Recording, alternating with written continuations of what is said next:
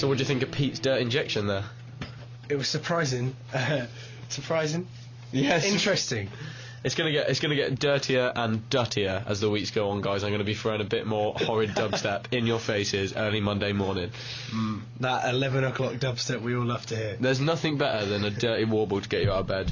What do you think? Dirty warble. A dirty wah. I thought you were going to say a dirty womble. Oh, we can't be having dirt. There's a boy called Womble where I live, actually. Is there? He's quite clean. I'm not going to say full on dirt, but he's quite dirty.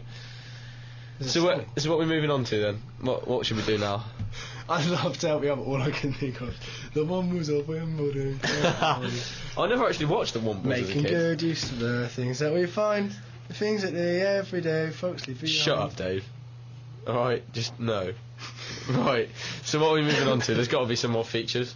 We had, what was that interesting quote you were going on about the other day? Oh, yeah. Has anyone been watching out there old Carl Pilkington's in the Idiot Abroad 2? They've actually managed to get him out again, and he seemed to be not enjoying it as much as he was. I loved the first series. I didn't catch all of it, I only got bits of it. I think the quote came from the first series, actually. Did it? He said he had a cracker, he had a bit of a lad point. He said, me and the wife have a deal. She does the cooking, and I do the washing up. Now we have a dishwasher, I don't do anything. That's perfect.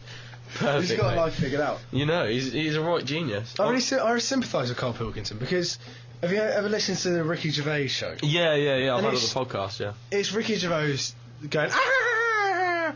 a lot. The tall one occasionally comes in and he's got glasses, so everyone assumes what he says. must be Stephen really- Merchant. Oh, he's got glasses. He must be really intelligent. He quite annoys me a little bit. He does a bit. Yeah. He's a bit too harsh on And Kyle. then- Steve, if you're listening, you're not a bad bloke, but just lay off Kyle a bit. He's not too. The he's not Office too bad. was amazing. Like the stuff that they come up with in The Office. was Yeah, awesome. yeah. But lay off him because I think he's a bit like me. That he's an absolute genius. He just doesn't quite know how to say it. I'd say you and Kyle have a lot in common, actually. You got big round heads, both of you. Full of information.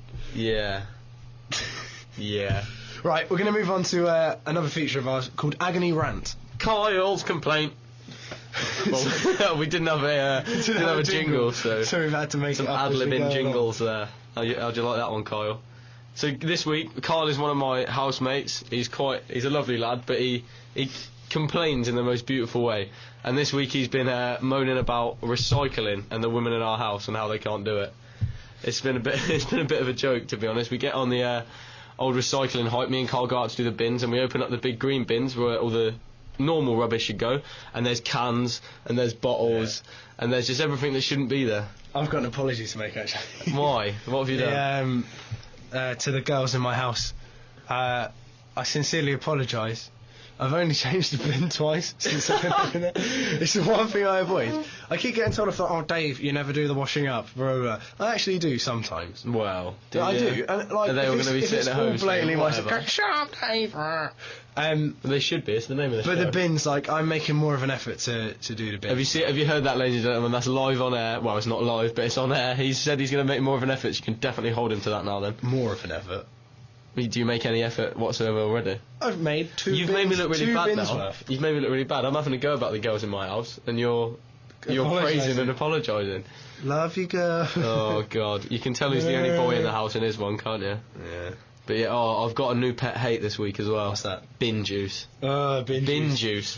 Honest to Nasty, God, right? dirty Honest to bin God, me and Carl picked up a bin the other night, and it took a good 5 minutes for it to start leaking out the bottom. So that juice had gone through every bit of litter, All and through just like start hitting that up. dirty, half-eaten satsuma. Oh. That someone's like, I think I'll be healthy today. Pfft, why isn't this chocolate?